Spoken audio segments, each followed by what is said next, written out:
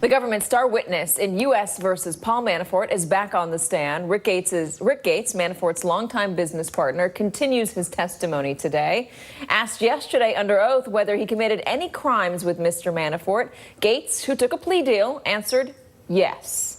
He also admitted to embezzling hundreds of thousands of dollars from his boss, all the while carefully avoiding the flinty stares his former mentor shot his way from the nearby defense table, according to our own Ken Delanian, who was at the courthouse. Gates is currently being questioned by the prosecution, but Delanian reports Manafort's lawyers seemed eager to get to cross-examination, where they will make every effort to paint Gates as a cowardly schemer who is lying to save his own skin.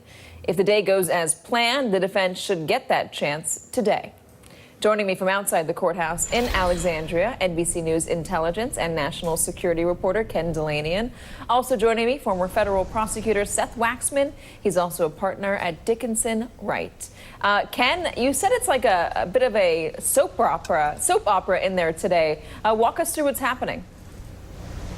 Well, Katie, you explained some of the drama. Of course, you know, Mr. Gates, the longtime protege of Paul Manafort, walking into that courtroom yesterday to testify against his mentor. Manafort staring bullets at him, Gates not even looking at Manafort's direction. But today, we've moved into a different mode where Gates is really getting into the nitty-gritty. And I have to say, it's been very powerful testimony from Gates because it doesn't just rely on his word. The prosecution is very cleverly using documents and emails, often with Mr. Manafort's own words, to show participation in this tax fraud and bank fraud. First, Katie. And there was one exchange, an email that the jury was shown, according to your reporting, where Manafort is shown his 2014 income tax projection. And he says, "I just saw this, WTF." Manafort wrote to Gates about his 2014 income tax projection. "How could I be blindsided like this? This is a disaster." The prosecution's also painting, as Ken just said, this picture of Paul Manafort as financially strapped. They talk about how when the Ukrainian president that he was working for, Viktor Yanukovych, lost power, Gates testified that Manafort's income stream significantly decreased. He was having difficulty paying his bills, according to Gates' testimony. Why is it so important to show that he was having problems paying his bills in this trial, Seth?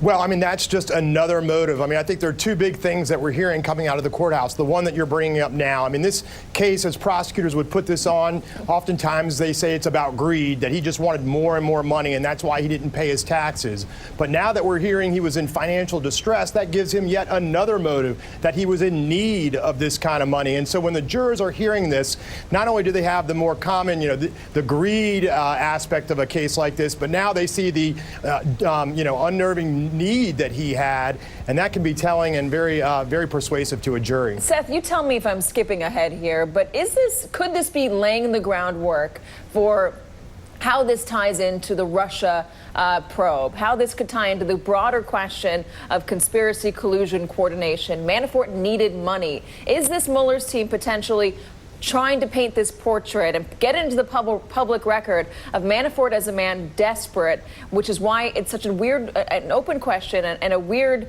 it's just weird that Manafort went to work for Donald Trump under all these financial issues and wasn't getting paid? Well, I think the main purpose of this trial from the overarching Mueller investigation is to get Paul Manafort to flip.